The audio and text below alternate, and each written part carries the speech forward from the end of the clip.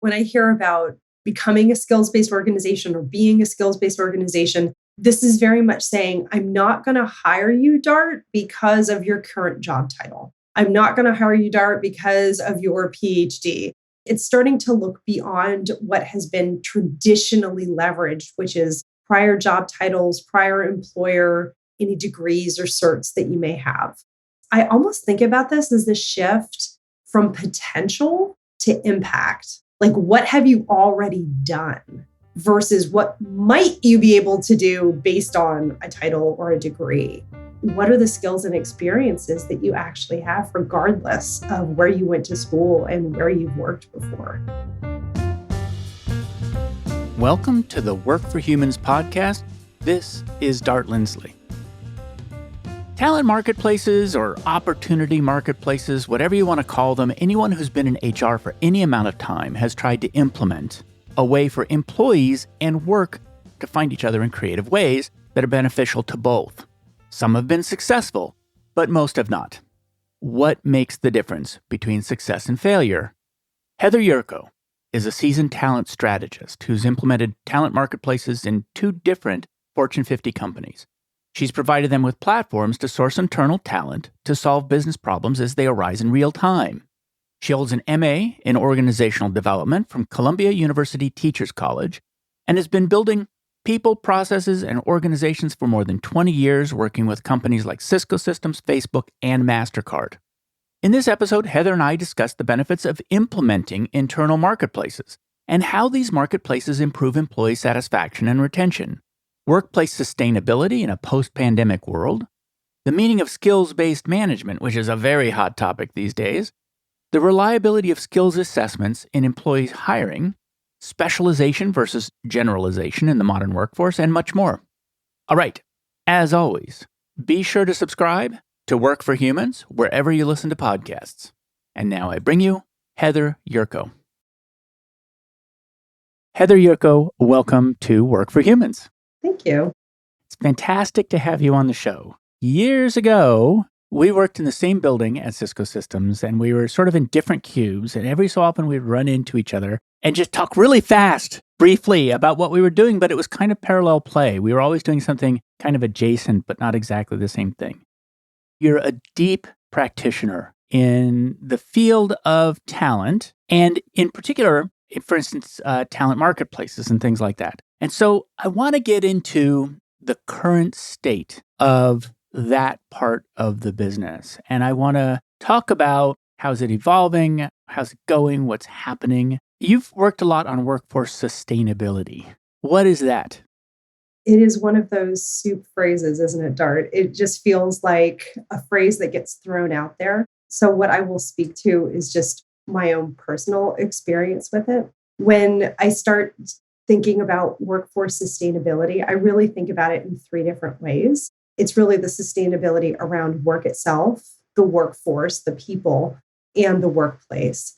Workplace sustainability is probably what most people think of when they hear the phrase sustainability, which would be thinking about environmental impacts, right? So having buildings LEED certified, maybe doing shutdowns at different times of the year to preserve energy. There's a lot of those kinds of things that people, I think, natively think about when you hear working and sustainability. It's usually more about the workplace itself.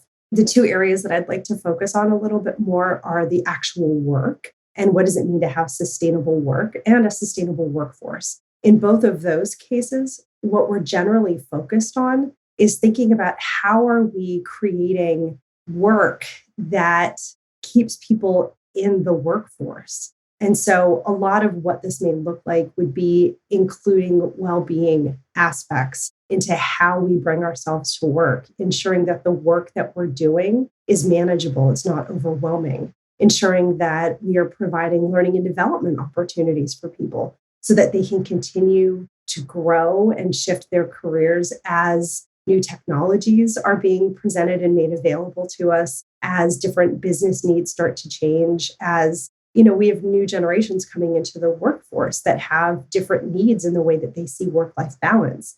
So considering all of those things, the kind of work that we do, the environments that we're providing for people, and the type of work, I think all kind of comes together into how we think about workforce and work sustainability over time. So, the world of organizational psychology in particular has really always sort of broken into two big chunks. One chunk is how do we understand people's capabilities so that we can make them more productive? And the other big chunk is how do we make people productive without doing harm? And so some of these fall into that well-being aspects, manageable workloads, things like that. How much do you look at thriving? So beyond do no harm into creating experiences that in which people flourish.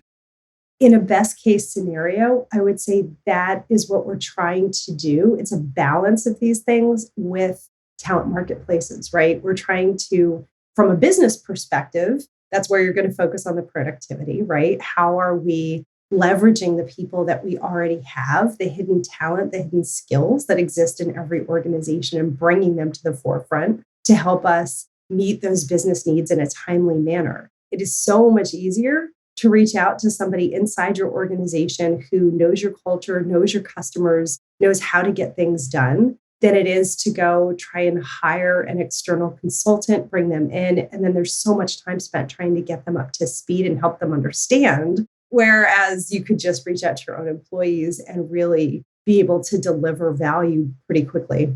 So there's that aspect of it from a productivity perspective, which is, of course, delighting our customers. But when we think about delighting our employees and giving people the ability to flourish, having a talent marketplace gives employees the ability to see other types of work. So they already have a job, they're already employed, but oftentimes people are looking for things that strike that spark of passion in them, that bring that joy, that feels like something meaningful that they really feel like makes a difference either to themselves and the world, with various customers, et cetera. And so having different projects posted and allowing people to choose and to apply for these different shorter, long-term projects, I think is a great way for people to flourish, right? It taps into some of those hidden skills and areas of interest that they have. And it also allows them to continue to use the skills and experience that they already have in new and different ways. So it absolutely feeds into that sustainability, right? You're allowing people to continue to grow and you're giving them that opportunity to share that spark, that maybe they don't get to share every day in their day-to-day jobs. I really want to get into talent marketplaces, and it's partially because you've had the opportunity to do this at 2 Fortune 50 companies. I mean, you've rolled out talent marketplaces. My first question is, has it been different? The first one that I did was it was about 15 years ago. And so this was homegrown. This was built internally, was not really leveraging anything like a large language model or, built on what we consider to be modern AI. Clearly, there were loads of, matching algorithms involved, but it was just done in a very, very different way.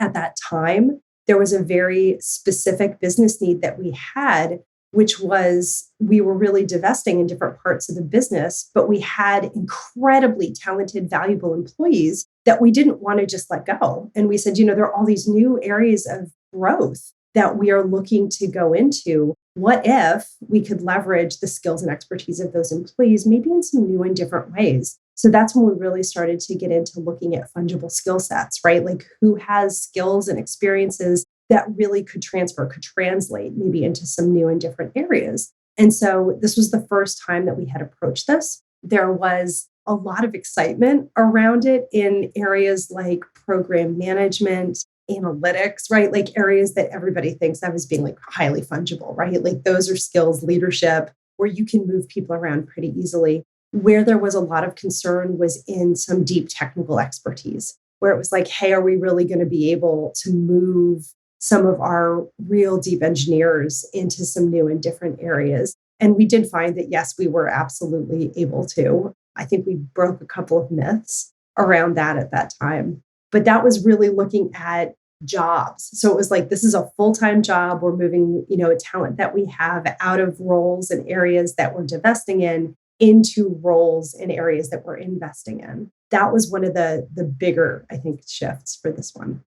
So I want to dig into that one, and then let's talk about how the new one is different. I was part of that. I was involved in that company's transformation. We can say it was Cisco Systems because it was a long time ago now. It was a company that was going through a very big transformation. It was moving from a very heavily hardware-oriented company to a very heavily software-oriented company. And it was also going from one kind of sales to another kind of sales, from sales into IT departments to sales into the C-suite.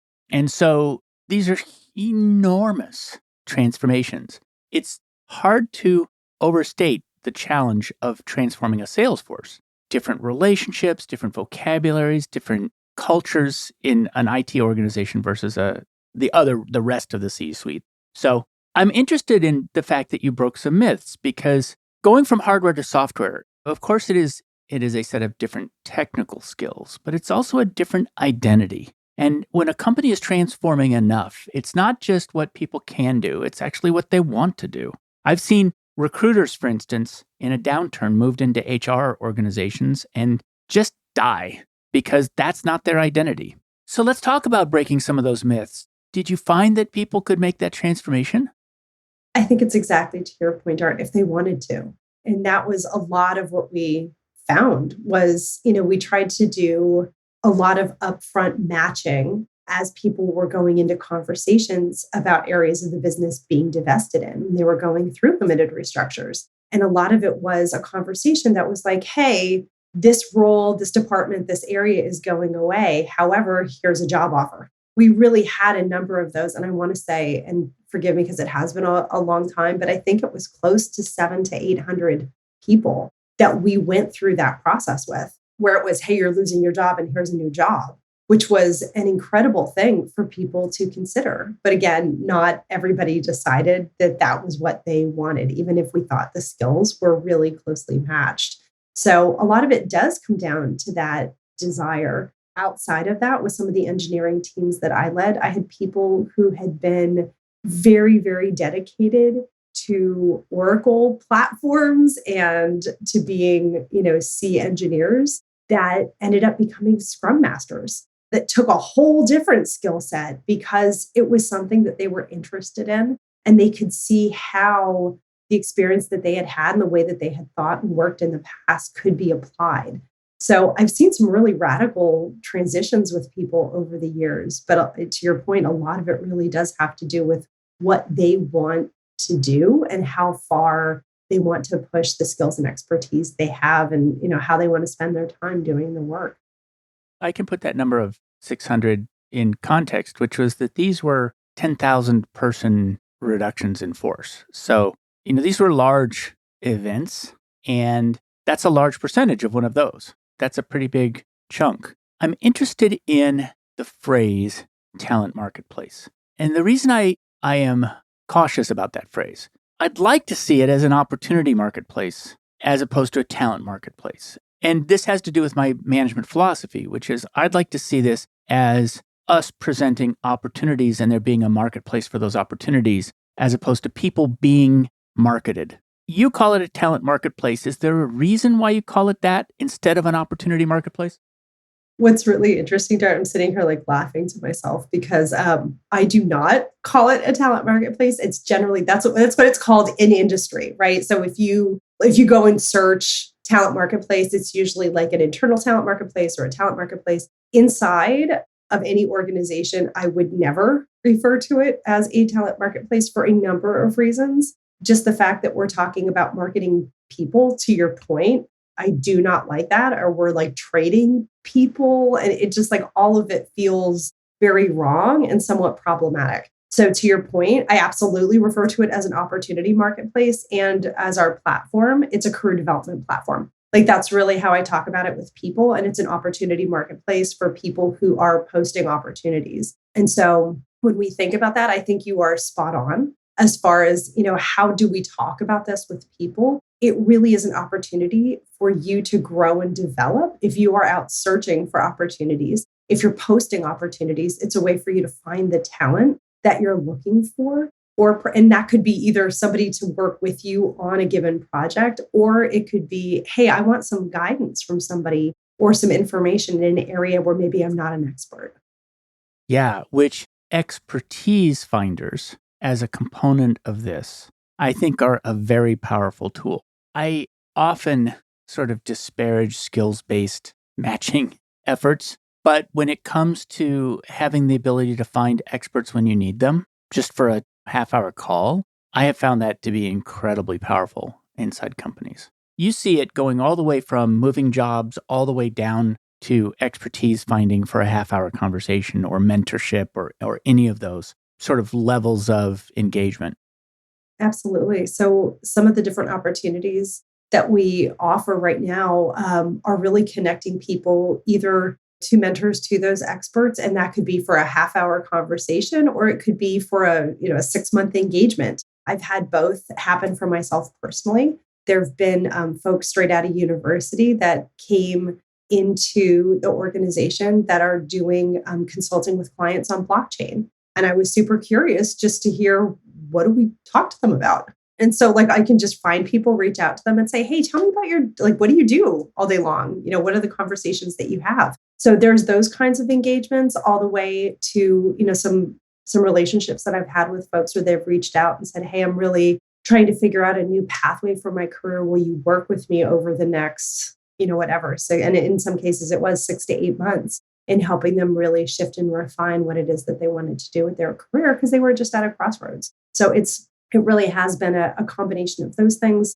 Definitely the short-term project work is out there. We're now offering opportunities to find and have access to all of the open roles that are available, as well as to learning. And so part of what we do is we can recommend career paths to people based on the skills that they have. So we can say, hey, if you have these skills and expertise today, this is how close you are. You have 8 out of 10 skills for these particular roles, which could be the next step in your career. And PS, here are some of the skills and expertise that you don't have listed. And here are some opportunities that we have that maybe could help you close the gap on those things. So it starts to become this holistic ecosystem that's not just about, like, it could be about the short-term things, but it's not just about that. It's like, how can you take on a series of these opportunities that really can help you move in maybe a new or different direction for your career? Now, when you are making a pitch internally for investment in an opportunity marketplace, is there a delta between how you pitch it and what your objective is? And the reason I ask that is that you have to pitch it to the sources of funding. And the sources of funding are coming from a particular perspective about what the objective of the organization is. But because it is this brokering between people and opportunities, the objective may be closer to thriving work lives for people. And so I'm wondering if there is a delta between those two, or if you found that that you don't have to modify the pitch. It's an and, honestly, Dart. Like, it's both. And so the conversations have been really around time to value for our customer base. And so there is a lot of conversation around that with the people who are writing the checks, that they need to understand that there is an immediate value to this, right? That we are able to provide something to our customers that is happening in a timely basis. We're meeting our business objectives in a new and different way. And so that absolutely is part of the conversation around talking about an opportunity marketplace. The secondary and tertiary parts of it, and not that they're like less important, they're just different aspects of the benefits that you get. The secondary one is really around looking at our pulse scores, right? You get feedback from people pretty constantly and across almost every organization in every industry, that the reason that they leave is that they feel like they don't have any career development opportunities. And so being able to say, hey, here are some new ways for you to think about your career. Here are some new ways for you to move forward, try out some different things, see what you like, see what you're interested in, see if there are other parts of the organization that can, take advantage of your skills and expertise. That's a fantastic thing. And then the third part is around sustainability, right? There is, I think, a number of organizations that are very interested in the well-being of the workforce and not having to have this constant revolving door of talent coming in and out of the organization. So how can we take advantage of the folks we already have, and how can we invest in them for the long term? What's the biggest challenge in getting an opportunity marketplace to work? If you think about it truly like a marketplace, it's supply and demand. So you need to have a healthy supply of opportunities and ensuring that people fully understand why they would open a project. Why would I do this? What's the use case around it?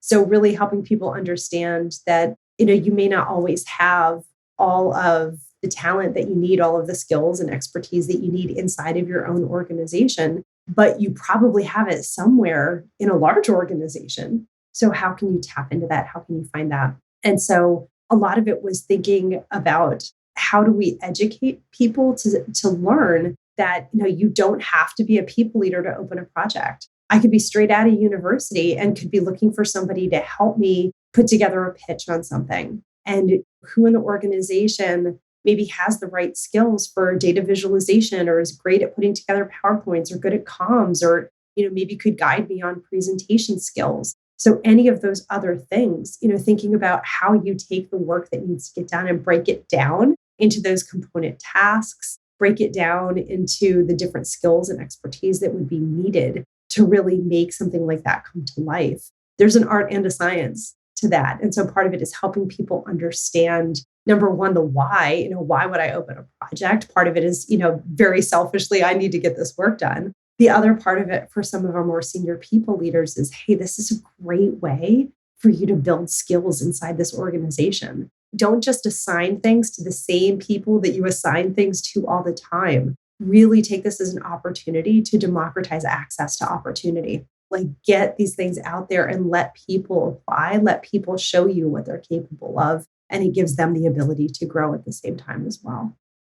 Yeah, it's interesting. Andrew Chen wrote a book called Cold Start, and it was about how to get multi-sided businesses off the ground and how both sides need to come to the table to interact with each other. In Uber, the hard part was drivers, getting drivers to the table to provide those services. Once they were there reliably, everybody was ready to take a ride because a ride is a much smaller investment than actually picking up a whole new job. And so that was the cold start. And it sounds like the cold start in this case is not so hard around jobs, harder with more like gig work inside the company. And I can certainly see that part of the challenge there is if I'm a manager and I'm going to take somebody on as a project, I need them to stay for the life of the project.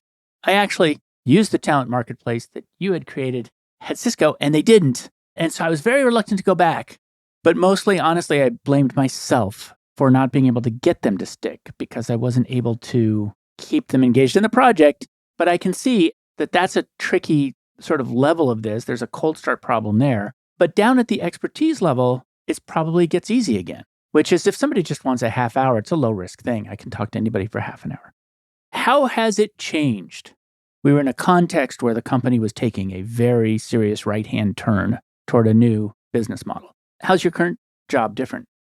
The way that the problem has changed has really been around access to expertise and time to value.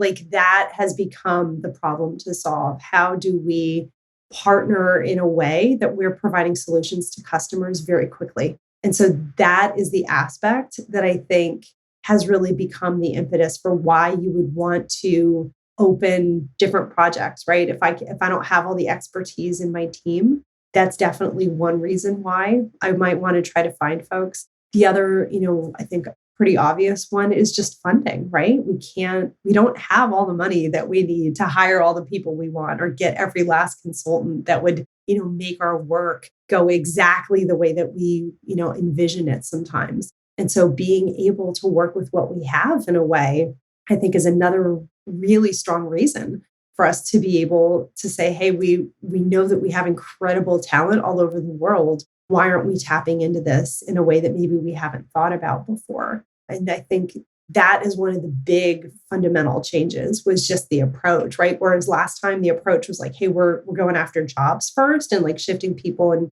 in jobs. This one was very much, we're shifting the concept of work, that it's not just about you get hired to do a job. It's now starting that path of you get hired because of the skills and expertise that you have and all of the different things that you can do maybe become your job. It starts to get into a different kind of how we think about work. You were mentioning that you went to a conference and everybody was talking about skills-based management. Why now? What's going on in the marketplace? Why is that the conversation now?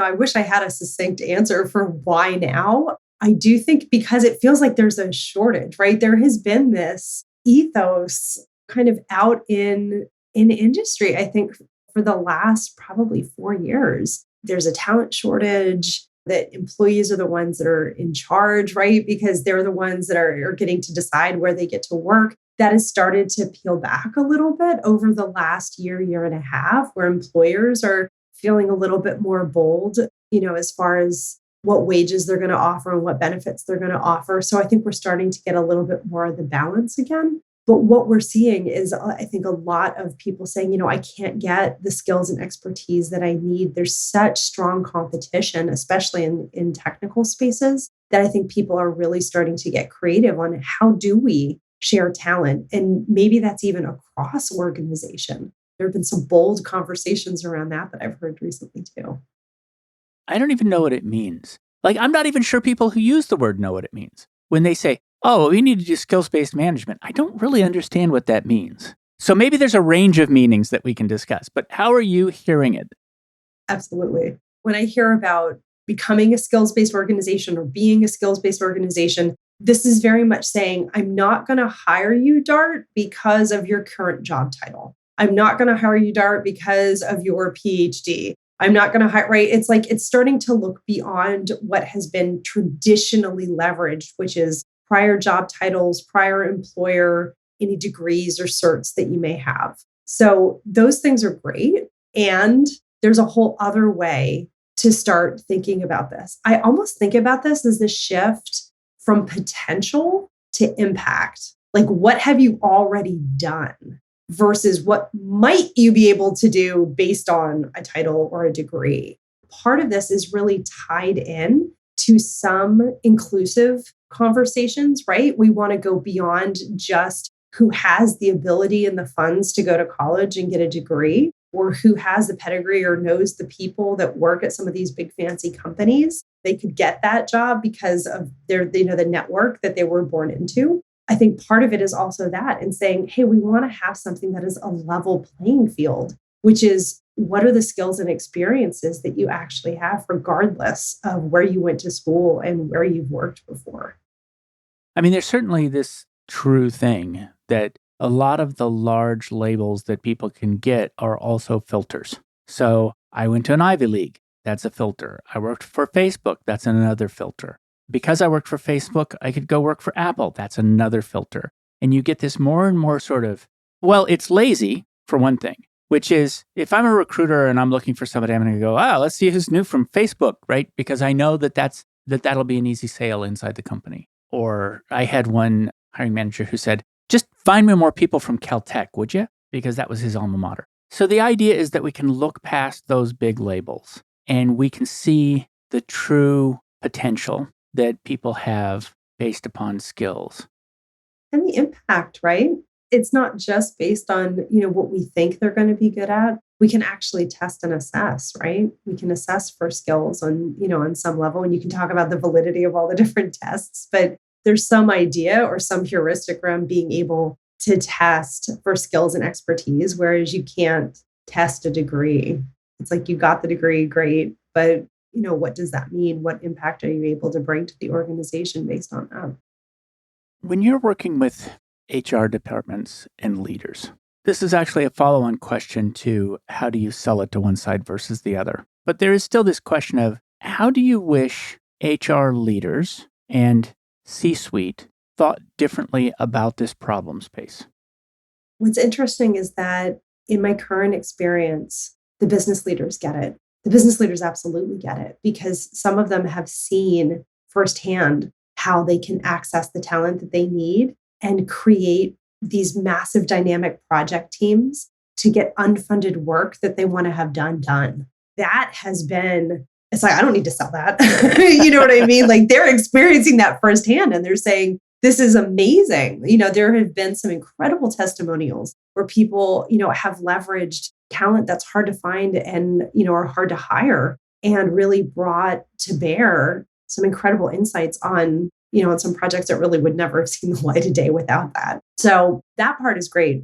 I would say I'm less concerned about overall C-suite, a little bit more concerned around how HR views it. because that is actually one I've had more of a struggle inside of HR understanding why are we doing this, and isn't this just like one more platform if we're just talking about it from a career development perspective.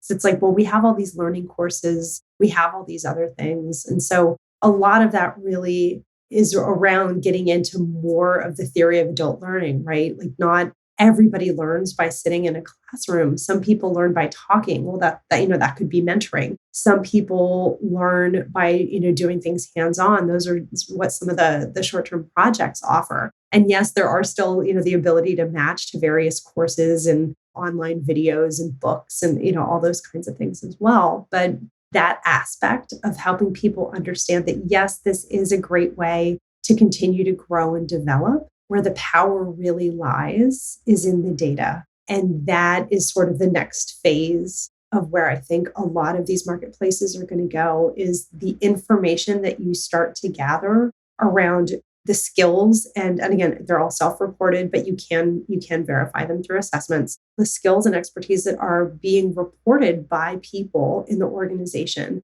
as well as the skills and experiences that are now connected to your job architecture, that are connected into the job descriptions, being able to look at all of those things holistically. And again, if you come back to that first case, if you're doing a divestiture, wouldn't it be wonderful to understand, hey, in this particular set of job families or in this BU, here's all the skills and experiences that you have at a high level. And if we're divesting that, where else might we move this? Again, like, on this macro level, you start to be able to have access to that kind of data. And this is something that historically, we've not had access to things like that at that level before, or it would, take a very, very long time to bring that kind of information to bear on any kind of important decision making. So I think that's where we're going to evolve.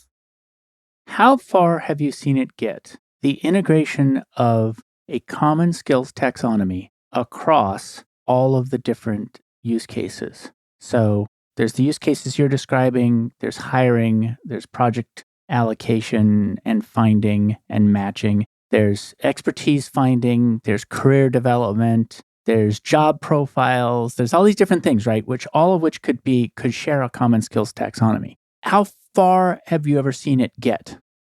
This is the $1 million question, right? Like, can we get to one ontology that collects all the taxonomies? Like, can we make this happen?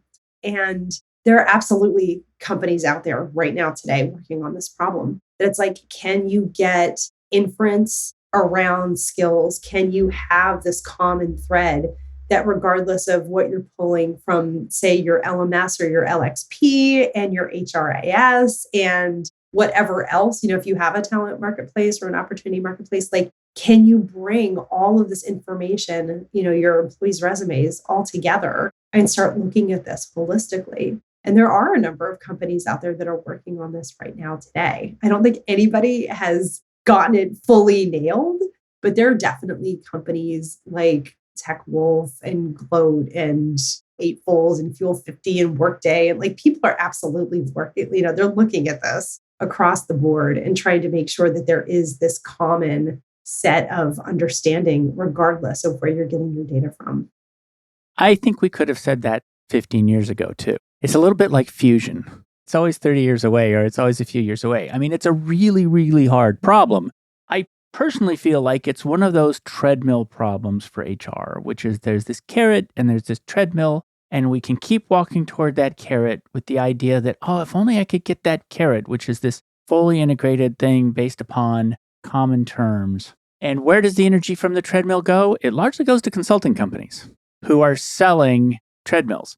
Or you can say it's good enough, right? That's the thing. Like, that's kind of the philosophy that I've tried to move us forward with, which is we're going to work with what we have. You know what? Like, our job architecture might not be perfect. In fact, I know it's not. I know we have gaps in it, but we are going to move forward with what we have because that's what we have. And as we continue to shift and improve it, that's going to shift and improve the data that we have and our ability to make, more accurate, more appropriate matches. And you do just kind of have to jump in with both feet at some point, because you're absolutely right, Dart. Like, otherwise it's always when we get this and when we do, and then you never do it. you have to start somewhere and then just say, hey, yes, we know it's not perfect, but it is a step further than what we were before, and we're going to continuously improve it. I think a satisfying answer is to say companies may want to essentially automate matching, for instance, but just getting close, just getting to the place where instead of 100,000 people you're looking at 1,000 or 100 people for that match. Even just getting that close. Now, admittedly, that's what search has been for a long time, which is that we take these big unstructured data sets and we use the unstructured data sets and we apply search against them. Search does all the work instead of the data being clean. And I will be interested to see if we do better than that with more structured data. So you are one of the leaders in service science. And so for people who've been listening to this show for a long time, we had Jim Sporer on the show, who's one of the founders of service science. And last week I had coffee with Paul Maglio, who's one of the other founders of service science. You've been really involved in it for a long time. And I asked Jim this question too, which is how do you define service science and how does it inform what you do? Yeah, I will say just up front, I will probably not be as eloquent as our friend Jim. He is one of my favorite people on the planet. But what I will say is I'll keep it very simple. When you think about centering humans in the work that you do or in the work that you're providing to other people, I think of that as service, right? So what is it that I am providing to somebody else? And in some cases, maybe somebody's paying for that. Maybe that's part of my job description, depending on what it is that I'm doing for my work. But when I think about how I bring that idea in to be in service of other people, the work that we are providing to others needs to center them. That I would say is like the simplest way for me to describe that. And so if I'm thinking about centering employees as a way of, thinking about an opportunity marketplace, then what am I providing to them? What benefit are they going to get from that? And how do I ensure that it's meeting their needs? And so there has to be a whole series of continuous improvement, of key performance indicators on that. How do I know if I'm providing them with what it is that they need on an ongoing basis? And how do I make that better? So I think centering in that and saying, this has to be human-centric design. I have to know who my audience is and who I'm designing this for really becomes central to the services that I'm providing. And to think of everything like a service. It's not just that like, hey, this is a platform that I run. It's really, I'm providing a service to people that is allowing them to come and find ways to grow their careers. I think if I keep that at the center of my mind, I make different decisions about how the platform is designed, what kind of features and functionality we put on there. That is really how I've tried to keep myself centered from a design and a service perspective when I think about service sciences. I think it's a fantastic description of it. You know why I like that description so much? It's because a lot of times when I think of service science, I think of it as sort of mathy, which is there's this exchange of value and we're going to see this extensive network of exchange of values. And all of those exchanges need to be mutually beneficial. And so I start to see it as a graph or like a network, which it is. But the way you described it is, yes, it's about service. It's not just connection. It's about human value, bridging between different actors. And then how do we focus on the human value that each of those interactions provides? Makes it feel much more human-centered to me than the way I've thought of it in the past. It reminds me a little bit of Fred Reichheld, who we had on the show, who was about customer loyalty and net promoter score and loving your customer. What he essentially did that I thought was so powerful is he took a look at businesses and he said, don't look at the money. Look at how everybody in this ecosystem should feel. Customers should feel loyalty to a brand. Companies should feel love toward customers. These are the feelings that we should have. It's interesting. It's like a different layer. You've led HR organizations in different Fortune 50 companies. They face different business problems, and so that's shaped what you've done. Like companies I've worked for could hire themselves out of any problem. And then other companies I've worked for couldn't hire for a decade or something like that. In addition to the business contexts, is the culture of HR different? in those different places, and how? Yeah, absolutely. Very different, quite honestly. Part of it is the product, right? What you do can often, I think, I have a whole philosophy around this, can influence the culture, right? So if, you're working at a company that maybe is very hardware based, right? This is based on things. There is a fundamental difference between like the culture of a hardware company versus a software company for sure. The way that this can play out sometimes can be just around, I mean, from things as basic as the physical spaces that you're in, like how much physical technology do you have versus the lightness of like, hey, everything's an app and software, and you really only have like one or two pieces of hardware that you're carrying around with you. The philosophy, though, as far as being in HR and the differences that I've seen across the organizations for some of the companies that were more highly sophisticated technical software or hardware companies, there was a philosophy around hiring experts. Like you were going to hire the best of the best, the top of the top. And what came along with that is because it was a known that like we hire experts and like we hire people that are, the best at what they do. Everybody in organizations like that had a very deep respect for each other, regardless of what organization you were in. So it wasn't that like sales was smarter than engineering was smarter than HR was smart. Like there was none of that. It was just everybody here is an expert and we see this. And so everybody gets treated with respect. The flip side to that is there's far less internal movement in organizations like that because you have this idea of like you are an expert in a thing. And it's kind of rare to find people who are experts in multiple things. And so there's less of an idea of being like T-shaped or pie-shaped in companies like that. It's more like you are I-shaped. Like that's it. You're going to do a thing. Whereas in some of the other organizations where it's like, hey, our philosophy is to like pay a 75% of industry market. Like we're getting like great people. Some of them are experts. We invest where we need that very specific expertise, and everybody else is just like good, solid people that do their jobs well. What I found in those organizations is that there is far more movement. The philosophy is more around potential versus what have you done. Like there is still a bit of what have you done, but there is, a little bit more around what could you do or where are you showing signs of potential. There's more willingness to invest and take risk in people and organizations like that. It has been very, very different. Also working across different industries, right? Like being in organizations that are tech and media and finance are all very, very different, just as far as what's the ecosystem that you're working within.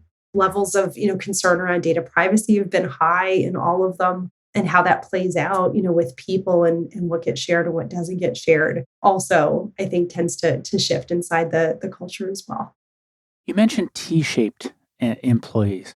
I've always associated that term with service science. Is it something that was coined by service science?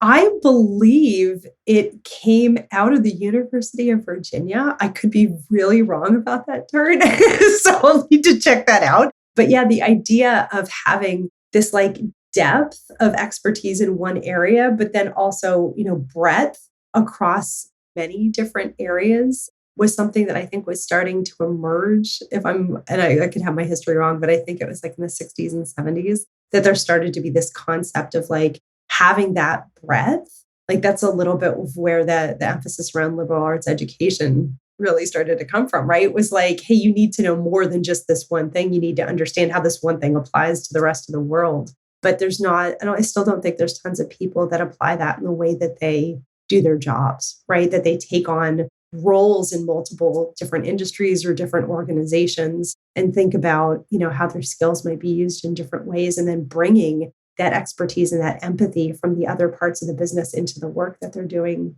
that day. I can see why service science picked it up, though, which is that I'm going to be a deep expert in what I do, but I need to be horizontal enough that I understand the services that the humans to the left and to the right of me need to be successful. I need to know enough about their business and probably about who they connect to be a very effective, for lack of a better word, node in a service network. I can see why service science was attracted to that. It becomes important, for people thinking, we get back to like the sustainable workforce. It's a critical thing to think about as well, that it's like it's not enough anymore to have expertise in one area for your whole career, right? People now that are entering the workforce are most likely going to have 4 or 5 different kinds of careers by the time they retire. We don't even have anything past being pie shaped, but there's going to be, I think, multiple different depths that people are going to have throughout their career. And so, our ability to continue to invest in education and learning and continuous improvement and, start hiring for neuroplasticity, I think becomes more and more critically important. Yes, you heard it here. Pie-shaped employees. That's a whole new term. I like it. Are you involved with SHRM at all? I have been peripherally, but not very deeply for many years, quite frankly. I bring it up because the Society of Human Resource Professionals, is sort of the standard bearer for the dominant paradigm of HR. You've chosen, instead of going down that path, to spend a lot of time with people talking about service science, for instance, and publishing articles with them and book chapters and things like that. Why? It's such a great question, Dart. I think part of it is because of what's already known is known inside of SHRM, right? Inside of HR professional circles. I think there tends to be a lot of love for how things get done in a particular way, right? There are just certain philosophies around how you hire, around how you do performance management, around how learning happens. There's, I think, a lot of just like very staid, tried and true ways of how those things happen. And my interest has always been around how do we bring in technology? How do we bring in science? How do we bring in other ways of thinking about people and combining them in new and different ways that I think is appealing and puts us in a different place than maybe where we've been in the past. I feel the same way. I suspect I haven't given them a fair shake. And I think it's just because of not being a joiner in general and not loving received wisdom in general. It's a weakness and a strength, I suppose. And for me, it's also coming from recruiting, originally. And recruiters, there's a culture clash there between recruiters and HR. And if you come out of recruiting into HR, you already have a bit of a feeling about SHRM that's hard to shake. That's so, that is also some of my path. That's hilarious. I had not really thought about that before, but yeah, that could be it. Like my background's in organizational psychology. And I think because there were more, and maybe that's really what it is, that there was more of a tendency for me to lean towards like psychometrics and analytics and research up front, like because that's my background. Yeah, that could be a large part of it. And just, my love for engineers and engineering my whole life.